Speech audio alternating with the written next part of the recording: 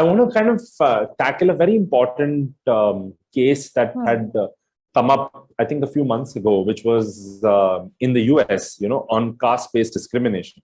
And I feel this is another very important thing that, but I mean, even though it is, how do you say, like it's discouraged by the Constitution, it's illegal by the Constitution, it still exists, and it's very, very prevalent. I don't know if you recently saw this one film on Netflix also. I think it was called Gili Puchi or something. With Kumkana and Aditi Rai Hydari, and it dealt with the exact same thing, and that's what sort of brought this entire, like, it's so embedded in us. What is your thought about this? How do we tackle this? How do we, move ahead is the question.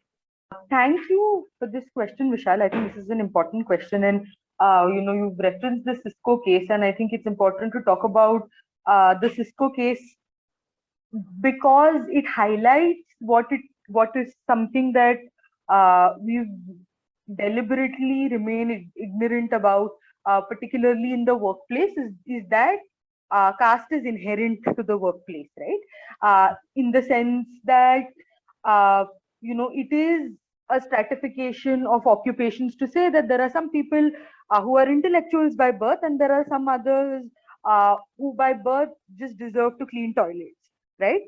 So the idea of labor is informed by caste, and we cannot talk about labor or work of any kind unless we understand its relationship with caste. Dr. Ambedkar says that it's not just a division of labor, but also a division of laborers. And, you see that in the workplace, it influences the social interactions between individuals, who's conducting what kind of occupation, right? So if you see in the workplace, and I would urge people who are a part of corporates or people who are heading this to just, just look around them and see the composition of which are the people that form the management, which caste groups do they belong to, and what is the caste composition of those that are responsible for your housekeeping, right? And that in itself will tell you the disparity that exists. And also the fact that because it is the sort of fabric of the society that we're living in, it's also important to see that when we're making diversity hires, and that when we're saying, we're hiring gender and sexual minorities, when we're hiring people from the disabled communities, it's important to see which caste groups that they belong to, right? And that is very telling because, marginalized castes in this country form actually a bulk of the population of this country, right? They are called Bahujans, which means they're literally the majority. Whereas, Brahmins, Banyas, who are the upper caste groups, constitute not more than 5 to 7% of the Indian population. But if you look at the management in the Indian corporate sector, it's about 95% that is occupied by people who belong to a minuscule caste group, right?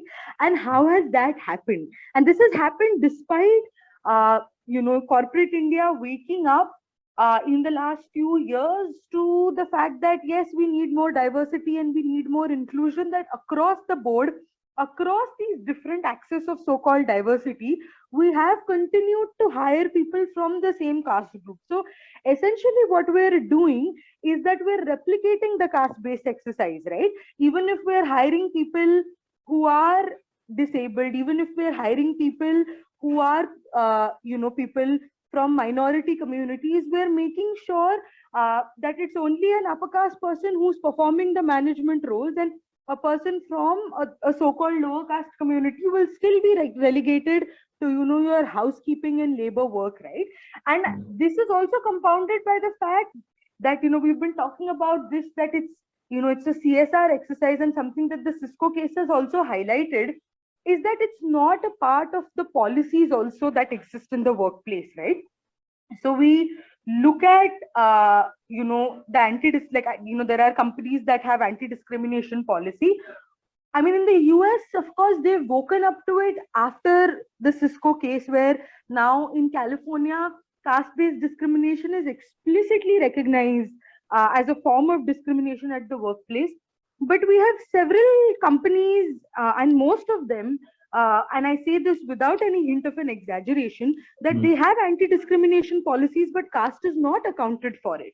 In 1997, when the Vishakha guidelines came in, we recognized sexual harassment at the workplace.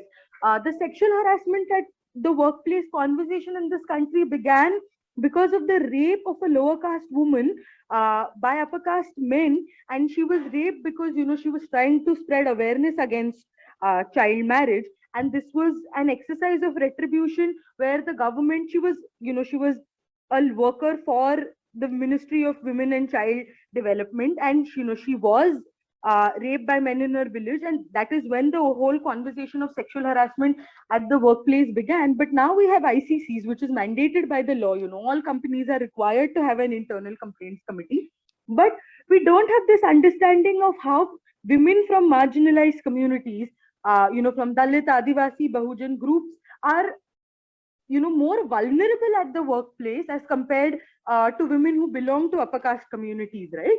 There is a specific threat that they are exposed to, and this is, in principle, this country, there is no disagreement about it, right? Because as I said earlier, there is a constitution that recognizes it. There is a Scheduled Caste, Scheduled Tribes Atrocities Act that recognizes the fact that people from these communities face a specific form of caste-based violence. Every day we see that unfolding in the country, most recently in the national capital with the rape and murder of a 9-year-old Dalit girl. But what we don't see is that in our policies in the workplace, in the anti-discrimination policies, we don't see that. And we see this, like the Cisco case has shown this, right? Because this was a Dalit person who was hiding his caste identity, as most people from these communities are forced to. And then when his caste identity was discovered, he was being harassed, he was being transferred from one department to another, he wasn't being given work. So when we keep talking about and we keep saying that, well, it's important for us to tell ourselves that we're worthy of these jobs and that we're worthy of accessing this place. The complainant in the Cisco case is an IIT graduate, and this is a person who on all counts has proven himself to be worthy of a workplace. Of course, he was hired by Cisco, so they thought he was, worthy of being their employee.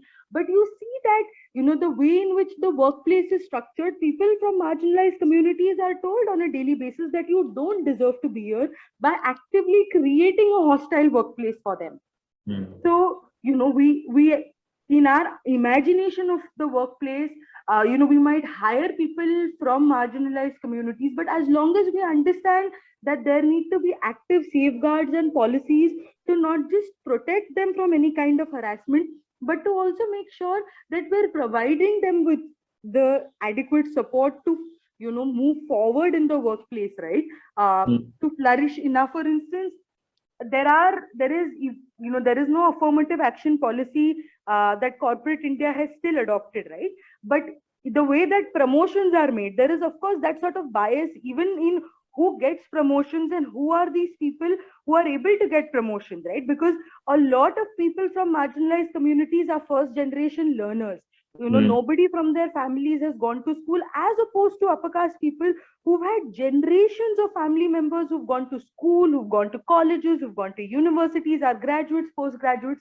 And so these people don't have the sort of intergenerational support system that people from upper caste communities have access to, right? So how do we create a workplace where that sort of support system is provided, right? Because if we are going to start, if we are going to expect someone who has started the race 5 feet behind the starting line as compared to their counterparts, and then blame them for not finishing the race at the same time as their counterparts did, then it shows us how skewed our idea of equality is, right?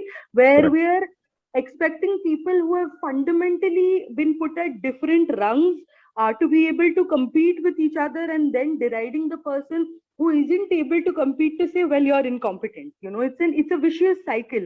And I think in the absence of policies and enabling provisions, that's the situation that we are going to be saddled with.